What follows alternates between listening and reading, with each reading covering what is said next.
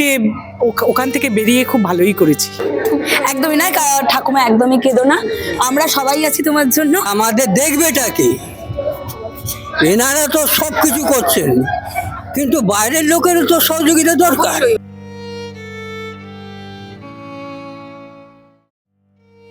ছেলের আমার প্রতি অগাধ সম্ভ্রম, আমার ঠিকানা তাই বৃদ্ধাশ্রম। জনপ্রিয় গায়ক নচিকেতা চক্রবর্তীর সেই গান আজও প্রাসঙ্গিক, আজও সেই গানের সারমর্ম বুঝতে পারেন এই বয়স পেরিয়ে আসা বৃদ্ধ বৃদ্ধারা। 50টা বসন্ত পেরিয়ে আসার পর আজ একান্তে আবির খেলায় মাতলেন বৃদ্ধাশ্রমের আবাসিকরা। আজ বসন্ত উৎসবে মেতে উঠেছে রাজ্য ও জেলার মানুষ। এই বসন্ত উৎসবকে ঘিরে চারিদিকে সাজো সাজো রব, কিন্তু চার দেওয়ালে আটকে থাকা এই আবাসিকদের কথা কি কেউ ভেবেছে? চলুন আজকের দিনটা তারা কিভাবে কাটান একটু দেখে আসি। এই দোল উৎসবে আমরা চলে এসেছি কোনো পুরুলিয়া বাঁকুড়া নয়। বাবা মাকে যেই সময় ঠেলে ফেলে দেওয়া হয় বৃদ্ধাশ্রমে, আজ সেই বৃদ্ধাশ্রমে কারোর ছেলে প্রফেসর, কারোর আবার ছেলে ডাক্তার, কারোর আবার ছেলে বড় ব্যবসায়ী। পরিবার পরিজন নাতিপুতিদের সঙ্গে বাড়িতে থাকার সামান্য ঠাঁই মেলেনি বৃদ্ধ বয়সের এই বৃদ্ধ বৃদ্ধাদের। তাই মনের দুঃখে আশ্রয় নিয়েছেন আশ্রমের চার দেওয়ালে, আর স্মৃতিচারণা করছেন ফেলে আসা সেই 50টা বসন্তের। তবে এই বৃদ্ধ বৃদ্ধারা কেউই কখনো দোষ দিচ্ছেন না নিজের ছেলে মেয়েদের। কোথাও একটা মায়া মমতার আঁচল দিয়ে এখনো বাঁচিয়ে রেখেছেন ছেলেদের এবং বৌমা ও পুত্রবধূদের। দোষ দিচ্ছেন কেবলমাত্র নিজেদের অদৃষ্টের এবং নিজেদের কপালের। নিজে থেকে বৃদ্ধাশ্রম? হ্যাঁ, আমি নিজে থেকে এসেছি। কেন ঠিক আমার ভালো লাগে না সেখানে। আজকে দিনে চোখে জল নাই, কিন্তু কেমন লাগলো এই যে খুব ভালো লাগলো, আর এখানে দাদারা খুব স্নেহ করে, খুব ভালোবাসে।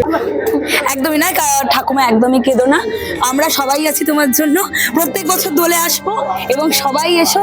আমার মনে হয় কি পুরুলিয়া বাঁকুড়া যাবার থেকে আমরা এই ধরনের ঠাকুমাদের সঙ্গে এসে দোলটা কাটাই, তাই তো? Happy Holi. Happy Holi.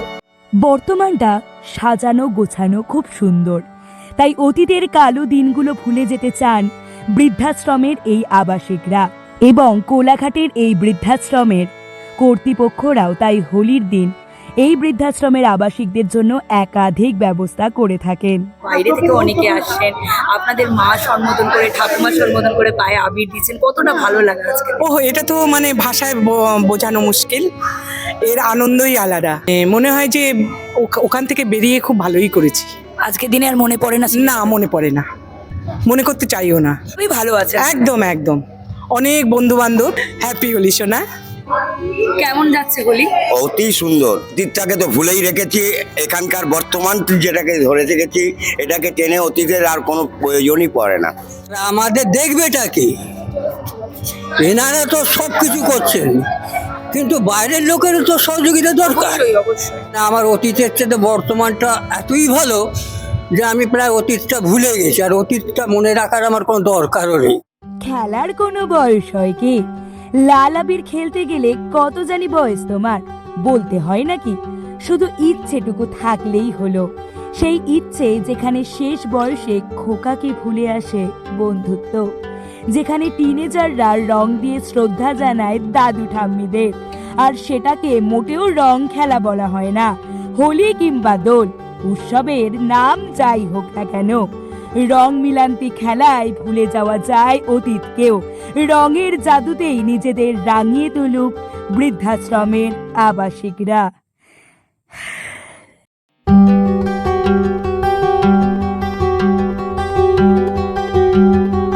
Follow এবং সাবস্ক্রাইব করুন রিপোর্টার সুকৃতি।